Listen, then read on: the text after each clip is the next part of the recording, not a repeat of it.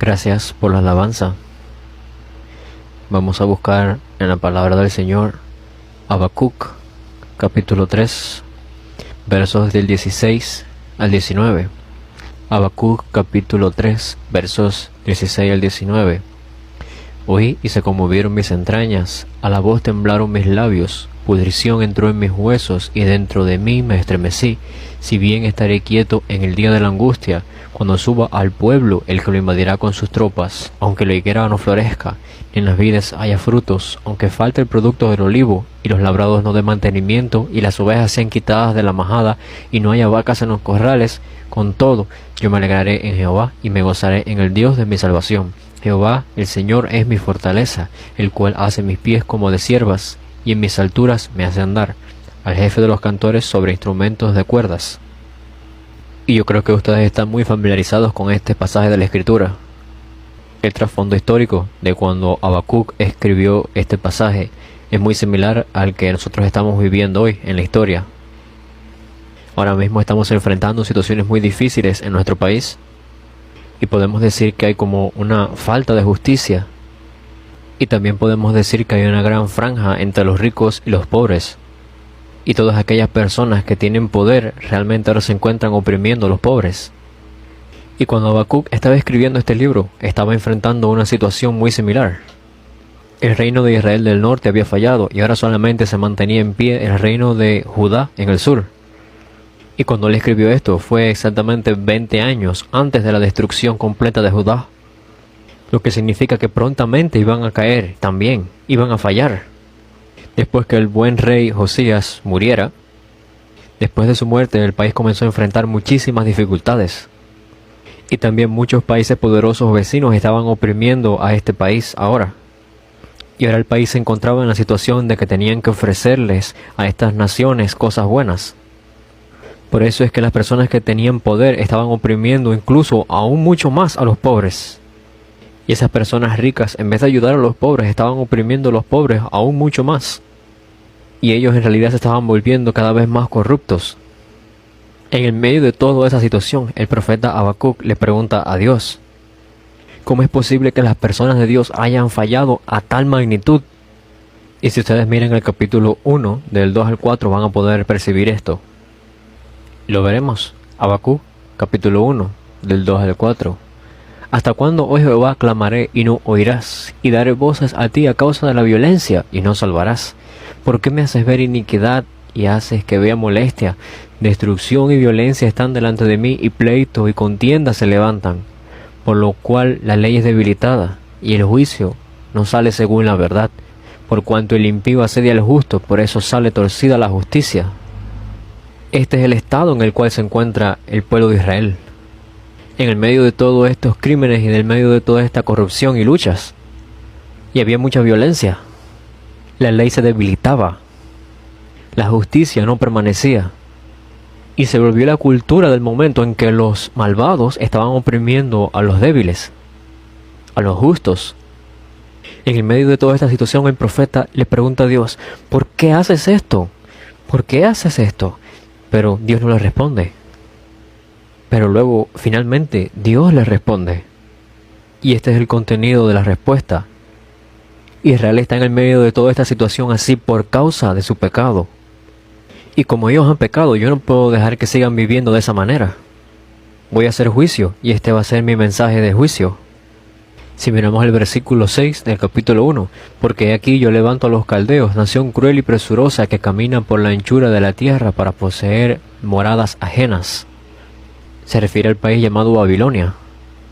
A través de Babilonia voy a establecer juicio contra la nación que se encuentra impetuosa. Y vemos cómo Habacuc estaba tan impactado por esto. La gente de Dios va a enfrentar este juicio. El pueblo de Dios estaba a punto de enfrentar juicio. Era tan doloroso. Pero él preguntó una pregunta más. ¿Cómo es que los babilonios van a hacernos recibir el juicio a nosotros, el pueblo de Dios? Porque esa nación es más malvada que la gente de Dios. ¿Cómo es que ellos van a darnos juicio a nosotros? No es que Dios no sea poderoso. No tiene sentido que levantes una nación que no está sirviendo al Señor. Sin embargo, usarás ese país para hacernos caer, para hacernos fallar. Si vemos ahora el versículo 12. ¿No eres tú desde el principio, oh Jehová, Dios mío, santo mío? No moriremos. Oh Jehová, para juicio lo pusiste, y tú, oh roca, lo fundaste para castigar. Está diciendo, está bien, voy a admitir esto. Vas a levantar esta nación de Babilonia, pero yo estoy muy curioso ahora. Y él está preguntando nuevamente en el verso 13. Muy limpio eres de ojos para ver el mal, ni puedes ver el agravio. ¿Por qué ves a los menospreciadores y callas cuando destruye el impío al más justo que él? Entonces, ¿por qué estás usando Babilonia? ¿Por qué permites que estos malvados se traguen a los justos? Pienso que tu método no es el más correcto. Esa fue su pregunta. Y vemos que Habacuc tuvo una actitud bastante correcta, porque después de hacer semejantes preguntas a Dios, entonces él aguarda la respuesta. Él espera la respuesta. Vemos el capítulo 2. Habacuc 2, capítulo 1. Habacuc 2, versículo 1. Sobre mi guarda estaré, y sobre la fortaleza afirmaré el pie, y velaré para ver lo que se me dirá, y qué he de responder tocante a mi queja. Y nosotros verdaderamente necesitamos recibir verdaderas e importantes respuestas a nuestras preguntas. Porque de la respuesta a la pregunta, a esta pregunta hecha, de esa respuesta dependía no solamente las ganancias personales, sino también las ganancias y el fallo de una nación completa. Por eso estaba ansioso por esta respuesta tanto. Y finalmente el Señor Dios responde. Y este es el contenido de la respuesta. Yo no levanté a los babilonios porque son una buena nación. No los estoy usando a ellos porque son una nación correcta, una nación buena. Y realmente ellos son como un suspiro. Lo que sucede es que yo voy a usar a esa nación como una herramienta para castigar a Israel. Y después de todo eso, de acuerdo a sus acciones, también los voy a juzgar a ellos de la misma manera. En el capítulo 2, verso 3, aunque la visión tardara aún por un tiempo, mas se apresura hacia el fin, y no mentirá, aunque tardare, espéralo, porque sin duda vendrá, no tardará. Justo como se prometió aquí, después que los babilonios destruyen Israel y Judá, después de 50 años ellos fueron destruidos también. Fueron destruidos por el imperio de Medo-Persia. Entonces Habacuc estaba muy sorprendido por esta respuesta, porque la respuesta en sí misma era mucho más grande que su propia pregunta.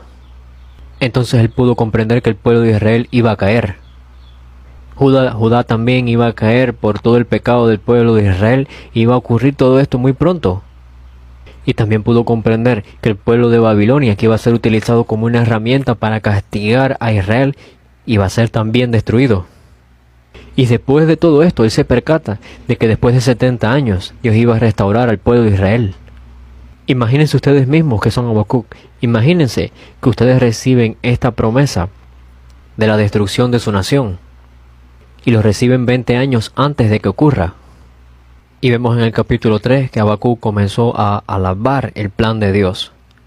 Vemos en el capítulo 3, verso 2, oh Jehová, he oído tu palabra y temí. Y aquí no se trata de que él no conocía acerca de Dios ni de su palabra.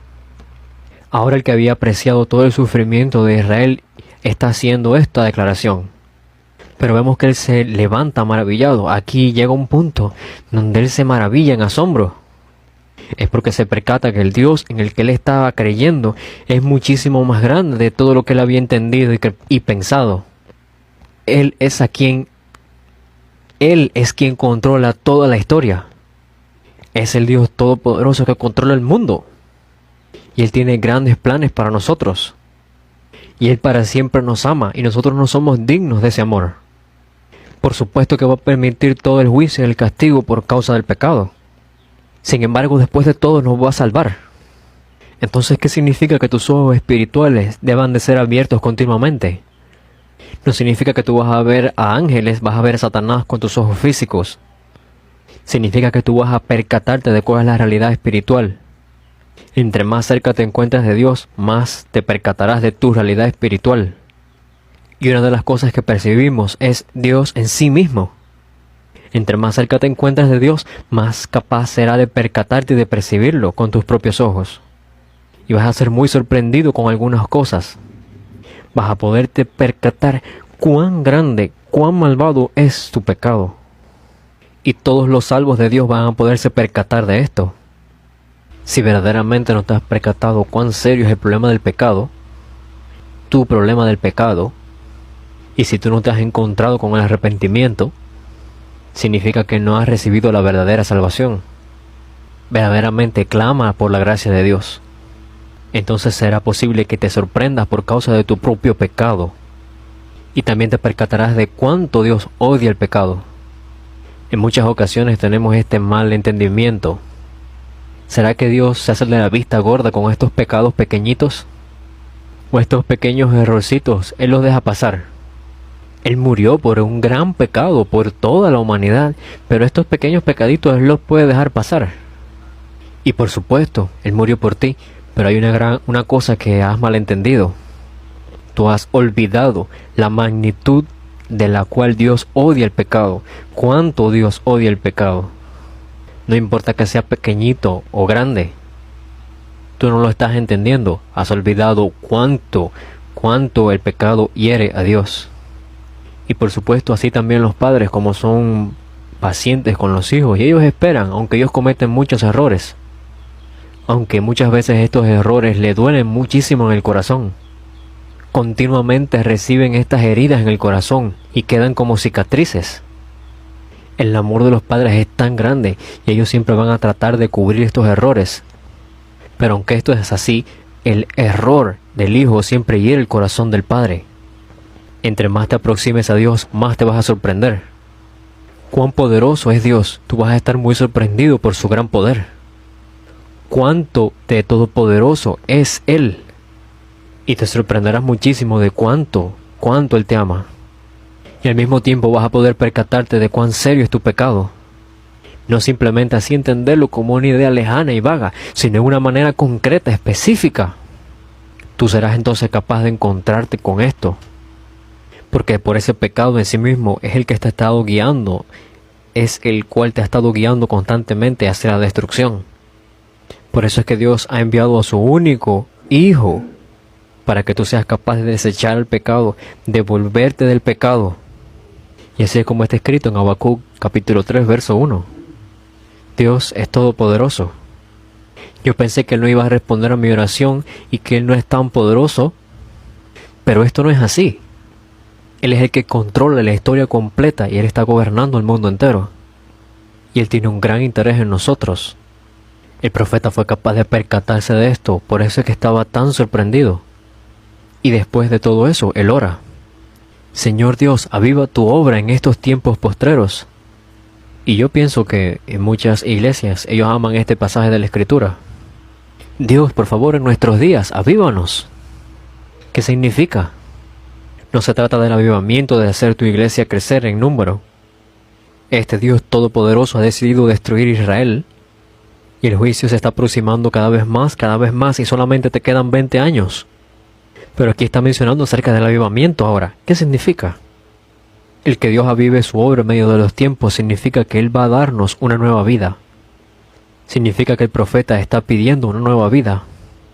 Y tener vida significa una relación con Dios. Y Él se encuentra clamando y pidiendo: Dios, ayúdanos para que esta gente corrupta de Israel avive su obra en medio de los tiempos, para que restaure su relación contigo. Entonces solo así serán capaces de recibir vida. Y podemos ver este mensaje como un verdadero arrepentimiento y al mismo tiempo una oración para retornar de toda esta destrucción. Y Él está pidiendo: en tu ira acuérdate de la misericordia. Entonces su corazón estaba tan destrozado porque la nación completa iba a caer. Y el que la nación completa iba a caer es un hecho, es una verdad, iba a suceder. Así como nosotros, el día del juicio, el día del retorno del Señor está muy cerca. Y vemos todas estas cosas que están aconteciendo en tiempos finales. En estos tiempos finales, todo esto que le sucedió al pueblo de Israel nos está sucediendo a nosotros de la misma manera. ¿Qué debemos de hacer entonces como creyentes? Solamente tenemos una solución: Dios. Tenemos que clamar y preguntarle a Dios. Tenemos que recibir respuestas de Dios. Y seremos capaces de percibir qué va a pasar en el futuro. Prontamente se enfrentará a una gran destrucción por Babilonia. Y después de todo esto, la malvada Babilonia va a ser destruida también. Y después de toda esta destrucción de Babilonia, se recibe un mensaje acerca del avivamiento del pueblo de Israel, justo después de la destrucción de Babilonia. Pensemos ahora en el corazón del profeta Habacuc. En el verso 16 lo dice: oí. Entonces él escuchó la palabra de Dios. Él escuchó claramente la voz de Dios. Y se conmovieron mis entrañas. A la voz temblaron mis labios. Nos dice: pudrición entró en mis huesos y dentro de mí me estremecí, si bien estaré quieto en el día de la angustia, cuando suba al pueblo el que lo invadirá con sus tropas. Él no está diciendo: toda esta destrucción va a venir. Él viene a creer que todo esto va a ocurrir de acuerdo a la palabra de Dios. Ahora él espera el momento del juicio, el día del juicio, cuando venga otra nación a invadirlo. Imagínense ahora, ustedes esperando, así como el profeta, esperando por el juicio, esperando por una nación que lo iba a invadir. ¿Cuánto sufrimiento deberá tener en su corazón? Sus entrañas se retorcían, sus labios estaban temblando, y pudrición entra en sus huesos. Él estaba en el medio de tan grande sufrimiento. ¿Qué debo hacer? Mi país entero va a enfrentar una destrucción tan grande. ¿Qué debo hacer yo? Y él se percató. Lo vemos en el verso 17. Y no es una manera agradable de describir las cosas, solo así. La higuera no va a florecer, ni va a haber uvas en las vides. Las plantaciones de oliva no van a dar más olivos. La tierra no va a producir nada, no va a producir comida. No van a haber ovejas disponibles. No va a haber ganado tampoco. Y esta es la realidad que ocurre durante una guerra. Todo iba a ser destruido y esto iba a suceder en la realidad. No está hablando de una metáfora de que aunque estas cosas sucedan, todo iba a estar bien. No es una metáfora. Está diciendo: esta es la realidad que mi nación va a enfrentar. Esta es la realidad que va a venir. Y él lo está viendo con sus propios ojos, que va a venir muy pronto. En medio de todo lo que él sentía, él puede ver con sus propios ojos la realización de esto que era inminente. Y aunque es muy doloroso enfrentar esta clase de juicio, todo este juicio es por la ira de Dios y Dios lo está permitiendo por causa de nuestro propio pecado. Pero Dios está permitiendo esta situación porque Él es el controlador del universo. Y este Dios soberano, Él prometió que nos iba a salvar. Y Él nos dice que Él nos ama hasta el fin. Por supuesto, su ira es muy dolorosa, pero el profeta es capaz de mirar a Dios como el controlador de todo lo que existe, aunque es muy doloroso el percatarse de todo esto. Y ahora él se encuentra arrodillado en sus rodillas y él exclama: llegará el día en que todo va a ser destruido por su palabra. La higuera no va a florecer, las vides no van a dar fruto, mucho menos los olivos, y la tierra no va a producir alimento alguno, no va a haber ni siquiera ovejas. Significa que las cosas fundamentales de la vida diaria del pueblo de los israelitas van a ser quitadas, van a ser desaparecidas y destruidas. Todo les va a ser quitado.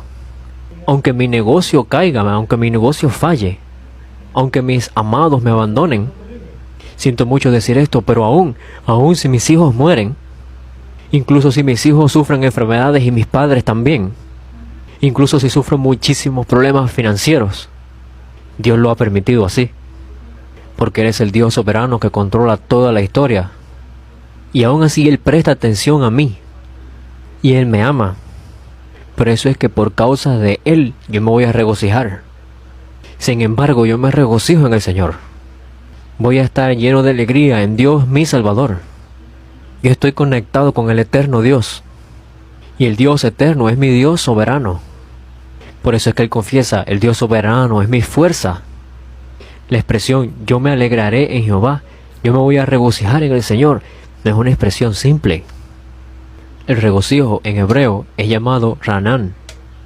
En la Biblia hay diferentes expresiones para regocijarse, para alegrarse, pero aquí la palabra hebrea ranán es usada. En el Antiguo Testamento este vocablo es usado 54 veces. Y si miramos en el libro de Levítico podemos ver el significado de este término ranán. podemos ver esta primera vez donde se usa esta terminología. Veamos a Levítico. En el capítulo 9 de Levítico vemos a Aarón que está a punto de dar los primeros sacrificios. Después alzó Aarón sus manos hacia el pueblo y lo bendijo, y después de hacer la expiación, el holocausto y el sacrificio de paz, descendió, y entraron Moisés y Aarón en el tabernáculo de reunión, y salieron y bendijeron al pueblo, y la gloria de Jehová se apareció a todo el pueblo, y salió fuego de delante de Jehová, y consumió el holocausto con las grosuras sobre el altar, y viéndolo todo el pueblo, alabaron y se postraron sobre sus rostros. El sacerdote de toda una nación da la primera ofrenda, y Dios recibe esa ofrenda. Y si ven en el verso 23, la gloria de Jehová, la gloria del Señor se apareció a todo el pueblo, y de repente salió fuego, y consumió el holocausto con las grasas sobre el altar, y enfrente de todo el pueblo de Israel mirándolo. Vaya, Dios está respondiéndonos. Dios está obrando. Todas estas personas estaban muy sorprendidas. Y viéndolo toda la gente se postró sobre sus rostros y alabaron entonces. Porque fue algo milagroso. Dios verdaderamente está vivo. Dios verdaderamente nos ha elegido. Está recibiendo nuestra alabanza, nuestra adoración. Y como evidencia viene este fuego. Todas estas personas estaban tan emocionados entonces ahí. Por eso es que estaban gritando y alabando con alegría. En medio de esta situación alababan con alegría. Ahí es donde se usa esta expresión, ranan. Significa que están regocijándose. Imaginen cuando el equipo coreano estaba participando en la Copa Mundial y cuando anotan un punto, todo el mundo se levanta emocionado gritando de alegría. Y al lado tuyo hay alguien que ni siquiera conoces y lo abrazas por tanta alegría. Al mismo tiempo que gritas y haces todo esto, sientes esta gran emoción en tu corazón. Eso es lo que significa esta terminología usada, ranan. Cuando estás regocijándote en el Señor, esa es la clase de sentimiento que vas a tener. Justo enfrentando toda esta ira y todo este juicio, el profeta se percata. Justo enfrente de la destrucción, él se percata. No es que yo voy a tener ahora más dinero, no es que voy a recibir más avivamiento. Él se percata yendo más allá de este nivel de ser alegre y alegrarse por las cosas terrenales y las cosas físicas, sin importar si tiene bendiciones físicas o no. En realidad le está mirando la verdadera y única fuente de toda bendición, mirando al Señor. Y por causa del Señor en sí mismo, él está regocijándose. Por causa del Señor, él está gritando de alegría, regocijándose. Esta es la apreciación que Habacuc tuvo delante de Dios, y este es el regocijo que él le mostró al Señor y que él tenía en su corazón. Y podemos ver en Habacuc capítulo 2, versículo 4, la razón fundamental por la cual él era capaz de hacer esto. La persona justa va a vivir por su fidelidad. Él verdaderamente creyó esto. Aunque su nación estaba en medio del caos y para donde quiera que él abría los ojos estaba en justicia alrededor. En medio de esta situación él viene y se percata. Las personas justas van a vivir por su fe. Y en el medio de todo esto él se percata. El gozo viene de Dios. Y en medio de toda esta destrucción él es capaz de percibir todo esto. Y esta es la vida que nosotros tenemos. Déjeme explicarlo desde otro ángulo. Hay otro profeta que vivió en el mismo periodo que Habacuc. Realmente 20 años antes de Habacuc él escribió este libro, Sofonías. Si vemos Sofonías, capítulo 1, verso 3, destruiré a los hombres y las bestias, destruiré las aves del cielo y los peces del mar, y cortaré a los impíos, y raeré a los hombres de sobre la faz de la tierra, dice Jehová el Señor. El versículo 7, calla en la presencia de Jehová el Señor, porque el día de Jehová está cercano, porque Jehová ha preparado sacrificio, ha dispuesto a sus convidados. El día del Señor está muy cerca. Y empezando desde el capítulo 2 hasta el capítulo 3, está describiendo cómo los países vecinos van a caer, y cómo el pueblo de Israel va a enfrentar sufrimiento, y cómo el pueblo de Israel va a enfrentar destrucción inmediatamente. Sin embargo, en la parte final del capítulo 3 vemos un cambio completo en la atmósfera. Versos 12 y 13 del capítulo 3 de Sofonías. Y dejaré en medio de ti un pueblo humilde y pobre, el cual confiará en el nombre de Jehová. El remanente de Israel no hará injusticia, ni dirá mentira, ni en boca de ellos se hallará lengua engañosa, porque ellos serán apacentados y dormirán, y no habrá quien los atemorice. Está diciendo Dios, en medio de toda esta destrucción y todo esto, Él va a mantener a un remanente de su pueblo. Y a este pueblo le dice: canta, oh hija de Sión, da voces de júbilo, oh Israel, gózate y regocíjate de todo corazón, hija de Jerusalén. Entonces van a enfrentar destrucción pronto. Van a enfrentar el juicio muy pronto. Pero aquí dice, canta. Tienes que regocijarte. Da voces de júbilo. Y empezando desde el versículo 15 podemos ver la razón de por qué es todo esto. Porque tenemos que regocijarnos, porque tenemos que cantar con júbilo y estar alegres. Primero que todo, el Señor Dios ha apartado tu castigo. Él va a echar fuera todo tu pecado y el castigo de este pecado también. Y segundo, Él va a echar fuera a tus enemigos. Significa que Él va a aplastar la cabeza de la serpiente, la cabeza de Satanás. Él va a tomar cautivo a este enemigo. Y número 3, todo esto es porque el Señor, el Rey de Israel, está contigo. El problema de la vida no es algo que viene del exterior. Nosotros solamente somos seres vivientes cuando estamos con Dios. Este es un hecho, es una verdad, cualquiera que sea la teoría con la que tú vienes. Fuimos creados a imagen de Dios. Fuimos creados para estar con Dios y tenemos solamente vida cuando estamos con Dios. Solamente cuando el Espíritu de Dios mora en nosotros tenemos vida. Así fue como fuimos creados. Sin embargo, por causa del pecado, esa relación ha sido destruida. Por causa del engaño de Satanás. Y no podemos ganar por encima de todas estas cosas. Para arreglar todos estos problemas, Dios ha escogido la mejor solución. Dios ha escogido la única solución, el Mesías. Solamente el Mesías puede encargarse de todo el juicio, encargarse del problema del pecado. ¿Y cómo es que Él puede hacer eso? Él recibe todo el castigo, toda la ira, todo el pecado. Él recibe todo esto en su propio cuerpo y así es como Él lo carga dentro de su propio cuerpo y lo puede llevar y deshacer. De esta manera es que Él puede llevarse y deshacer todo el pecado, todo el juicio que nos correspondía a nosotros. Y Él destruyó la cabeza de la serpiente de Satanás y Él también destruyó a todos los enemigos. Él es el verdadero Rey y Él no nos va a dejar como huérfanos. Él va a estar con nosotros y va a morar con nosotros por siempre. No teníamos opción sino ser destruidos y morir. Pero está diciendo aquí, canta, regocíjate. Básicamente está tratando de decir, comparado con todo este juicio que me merecías, tú necesitas entender cuán grande bendición es esta. Un evento grandioso está ocurriendo y ha ocurrido. Uno más grandioso incluso que el juicio sobre toda la humanidad. Es algo que nos muestra una historia de cuán grande es la salvación. Y está tratando de decirnos con todo tu corazón, con toda tu mente, tienes que estar alegre. Y el verso 17 es muy popular. Entonces, ¿por qué me debería de regocijar?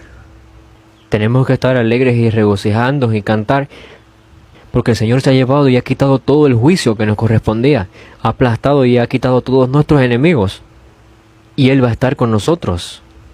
Más precisamente, tú conoces al Dios que mora contigo, tú conoces al Dios que vive contigo, tú conoces quién es Él. Jehová el Señor está en medio de ti, poderoso guerrero. Él salvará, se gozará sobre ti con alegría, callará de amor, se regocijará sobre ti con cánticos. ¿A quién se está refiriendo?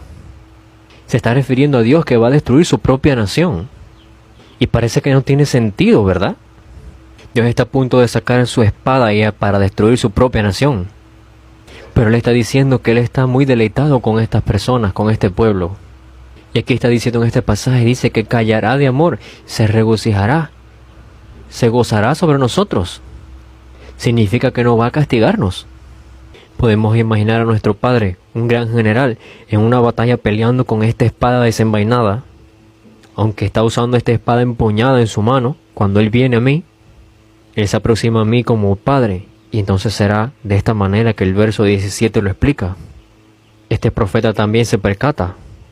De la misma manera que el profeta Habacuc recibió todo este mensaje de parte de Dios acerca del juicio, el profeta Sofonías también se percata por el pecado propio del pueblo de Israel, es por el cual van a ser destruidos. Sin embargo, no se detiene ahí todo lo que él pudo percibir. Aunque es inminente que el juicio venga sobre nosotros, y por causa de nuestro propio pecado tenemos que pagar por ello y enfrentaremos destrucción, y Dios completamente está decidido en juzgarnos, nosotros tenemos que ver, necesitamos ver quién es Él. Él vino a percatarse a este Dios todopoderoso que controla el universo entero, ese Dios todopoderoso que creó todo el universo, que lo gobierna. Está prestando atención a nosotros y Él nos ama a nosotros. Y Él se deleita en ti. Yo conozco que también algunos de ustedes tienen hijos pequeños y algunos de ustedes han tenido recientemente hijos. Y verdaderamente me encantaría mencionar el nombre de todas las madres que han tenido hijos recientemente, pero no voy a hacer eso. Una de estas madres pasó gran sufrimiento. Y ella dijo, ahora es que me vengo a percatar cuán grandes son todas las madres. Porque atraviesan mucho sufrimiento y después tienen un hijo. Y cuando tú miras a tu hijo pequeño, su existencia en sí es una gran alegría para ti. Esto es una experiencia que tú tienes con tanto amor por el hecho de ser padre. Los padres van a estar tan deleitados. Pero si vemos al niñito tan pequeño, todo lo que hace es cometer errores una y otra vez. Y comete errores una y otra vez. Y por ejemplo, mis hijos, cuando ellos cometen muchos errores, ellos hacen mucha suciedad. Ellos ensucian todo por donde quiera. Y en el caso de los bebés, yo nunca he visto un bebé que después de tomar su leche se limpie él mismo todo y se mantenga así bien limpiecito. Nunca he visto uno así. Y si ustedes prestan atención bien, ellos van a hacer tu vida muy difícil en lo adelante. Sin embargo, los padres, desde la perspectiva de ellos, cuando los miran, no los miran como un problema, sino los miran con ojos de amor. ¿Pueden entenderlo? Estas personas que recibieron este mensaje de destrucción pudieron percatarse. El profeta Habacuc y el profeta Sofonía fueron capaces de percatarse. Mi nación va a ser destruida. Dios nos va a destruir y va a usar a Babilonia como su herramienta. Dios mismo va a destruirnos. Pero en vez de quejarse, sus ojos espirituales fueron abiertos mucho más. ¿Quién es Dios? ¿Quién es Dios? ¿Por qué Dios está haciendo esto a nosotros? ¿Por qué Dios lo está permitiendo? Y su percepción se volvió cada vez más profunda. Vinieron a percatarse. Yo pensé que incluso si yo oraba a Dios, Dios no me iba a responder. Sin embargo, Dios no nos olvida, Dios nos está rindiendo con nosotros, no nos ha dejado así. Por eso es que dice que tienen que alegrarse y regocijarse. Y por eso es que ellos confiesan, aunque me quiten todo, yo voy a ser capaz de regocijarme en Él. Esta es la verdadera fe. Y yo sé que ustedes conocen esta confesión de fe. Espero que ustedes sean capaces de entender y recordar siempre estas preguntas. ¿Cuál es el propósito del hombre? ¿Cuál es el propósito de la humanidad? ¿Cuál es el primero y principal propósito que tú debes de tener en tu vida? Espero que tengan la respuesta. El primero de todos los propósitos es glorificar a Dios y regocijarte en Él por siempre. Tienen que regocijarse a la magnitud de este Ranan en Dios. Tú vas a ser capaz de gritar de alegría y de regocijarte porque lo tienes a Él por este hecho. No porque tienes nada material ni nada físico, sino porque en tu vida lo tienes a Él. Por eso es que tú gritas de alegría. Cuando tú dices que te regocijas en Él, dices que te regocijas, quiere decir que te estás regocijando por causa de que lo tienes a Él. Más precisamente, tú te estás regocijando en Él únicamente por la causa de que lo tienes a Él en tu vida. Y por causa de Él estoy complacido. Significa que no necesitas nada más. En Él está todo tu regocijo. Y este mensaje se cumple en nosotros como está escrito. Quisiera que veamos Romanos capítulo 5. Justificados pues por la fe, tenemos paz para con Dios por medio de nuestro Señor Jesucristo, por quien también tenemos entrada por la fe a esta gracia en la cual estamos firmes y nos gloriamos en la esperanza de la gloria de Dios. Antes éramos enemigos de Dios. En el medio de todo esto Jesús, quien es el Cristo, quien es el Hijo de Dios, quien es Dios en sí mismo, Él vino y por su cruz, por su sangre, es que nosotros pudimos ser salvos. Y como resultado nosotros somos parte de su gracia. Y en el medio de su gracia, ¿qué debemos de hacer? Desde que nosotros hemos ganado el acceso para estar en su gracia, ahora nos alegramos completamente en la esperanza de esa gloria. de esa gloria de Dios. Entonces, a través de Jesús, quien es el Cristo, ahora hemos sido conectados con Dios. Ahora podemos regocijarnos en Dios. Ahora tenemos paz para con Dios, y el resultado de todo eso es que continuamente podemos estar con Él y continuamente podemos regocijarnos en Él. Y el verso 11 dice: y no solo esto, sino que también nos gloriamos en Dios por el Señor nuestro Jesús Cristo, por quien hemos recibido ahora la reconciliación. Ahora, a través de nuestro Señor Jesús Cristo, para nosotros es posible regocijarnos completamente en el Señor, a través de Jesús, quien es nuestro Dios, nuestro Señor, nuestro Mesías, nuestro Cristo y nuestro amo. Entonces tenemos que organizar nuestros pensamientos un poco. En muchas ocasiones tenemos que mirarnos a nosotros mismos en una manera muy objetiva. ¿Cuándo es que tú te sientes con una gran alegría y cuándo es que tú te sientes desanimado y desconsolado? En muchas ocasiones, y la causa son las situaciones que enfrentamos. Por eso es que nos sentimos con esas emociones. Y en muchas ocasiones vas a sentir este tipo de emociones por causa de ti mismo. Entonces tu vida se está convirtiendo en una vida que se alegra por causa de la situación y se siente desconsolada y sin esperanza por causa de la situación. Pero todas estas situaciones cambian. Pero estamos viviendo una vida en la que nos encontramos alegres, nos encontramos sin ánimo, desconsolados y luego alegres por toda esta causa de las situaciones tan cambiantes que hay. Toda la vida cristiana se trata de echar fuera tu propia fuente de emociones y de felicidades que vienen por causa de todas las situaciones y todo ponerlo en Dios. Porque este es el primer propósito de nuestra propia vida. El glorificar a Dios y el regocijarnos en Él por siempre. Glorificarlo y regocijarnos por siempre en Cristo Jesús. Por causa de Él, a través de Jesús, quien es el Cristo, es decir, a través del Evangelio, esto es posible. No actúes de acuerdo a tus propios hábitos. No reacciones ante las situaciones a través y de acuerdo a tus propios hábitos. Solo detente un rato, detente. Y piensa un poco de por qué estás tan alegre, cuál es la causa de tu alegría y cuál es la causa de tu tristeza, por qué estás tan triste. Y verdaderamente espero que así como lo hizo Habacuc y como lo hizo Sofonías, los cuales enfrentaron una gran destrucción y pudieron percatarse a pesar de todo esto, que Dios estaba con ellos.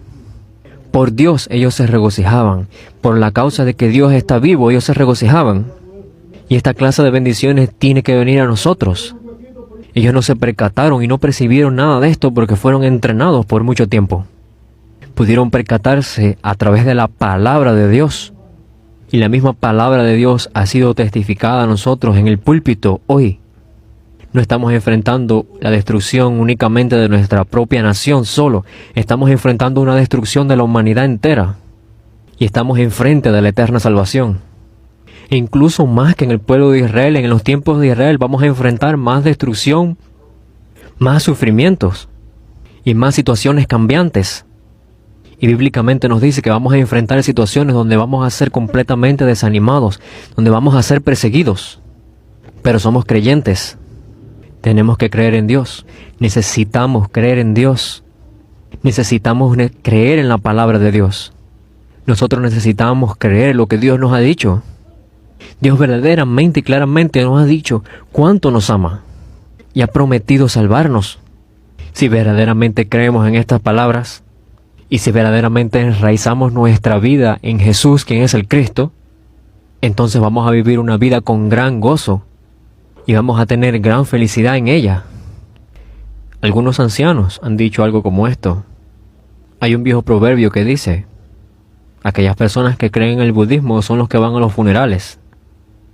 Y aquellas personas que creen en el confucianismo son las que van a las casas donde se dan ofrendas. Y este viejo proverbio dice: aquellas personas que creen en el cristianismo son los que van a los festivales. Es porque si verdaderamente tú has recibido el verdadero evangelio, tú vas a estar gozoso, vas a regocijarte. La alegría no viene porque las situaciones están funcionando muy bien y todo sale bien. Tú estás feliz porque Dios te ama. Y para explicarlo de una manera más precisa, todas estas emociones traicioneras están cubriendo tus vidas, sus vidas. porque puedo decirles que muchas situaciones se van a poder resolver de una manera u de otra. Sin embargo, vendrán otras situaciones que van a hacer tu vida mucho más difícil. Y muchas cosas no se van a resolver de acuerdo a tus propios planes. Y estoy muy seguro de que muchas personas que están alrededor tuyo no te van a ayudar. Y me gustaría preguntarles, ¿están viviendo su vida por causa de las situaciones? ¿Están viviendo una vida por causa de las personas alrededor por las cuales se sienten desanimados y tristes? Y esto ocurre continuamente y continuamente. Crean que Dios está vivo. Por favor, sin ningún prejuicio, crean que Dios está vivo. Por favor, crean el hecho de que Dios los ama. Por favor, crean que Dios está vivo y que Dios nos ha dado la mayor bendición que llega a la magnitud de entregarnos a su propio Hijo. ¿Cuál es la evidencia de su amor? Aunque somos tan faltos, tan carentes, Él no se rinde con nosotros. Él se aferra a nosotros, así que por favor crean en su amor. Y por favor presten atención a Dios. Entonces, cosas sorprendentes van a suceder. Vaya, Dios es el Dios todopoderoso. Dios es un Dios lleno de amor. Y cuán grande y cuán perverso es mi pecado. Dios odia mi pecado. Y a través de la cruz todo ha sido terminado. Si verdaderamente he recibido la salvación, significa que yo he restaurado mi relación con Dios. Significa que lo único que tengo que hacer en mi vida es glorificar a Dios y regocijarme en Él por siempre. Y verdaderamente oro para que seamos capaces de regocijarnos en el Señor. Verdaderamente los bendigo para que sean capaces de regocijarse en el Señor, regocijarse en el Evangelio y regocijarse en el Cristo. Dios, te agradecemos. Dios, obra a través de tu Espíritu Santo para que los ojos de todos los creyentes sean abiertos y para que nuestros corazones estén ardientes. Y permite que tu palabra se enraíce en nuestros corazones. Ayúdanos a tener la fe en ti y en tus palabras, para que seamos verdaderamente las personas de Dios, el pueblo de Dios que se alegra, se regocija en ti. Permítenos regocijarnos en el Dios Trino. Permítenos que seamos personas que nos regocijemos en el Evangelio. Por favor, restaura nuestra fe para que seamos capaces de gritar de alegría, de regocijarnos, gritar de alegría como está descrito en la Biblia, gritar de gozo como está escrito.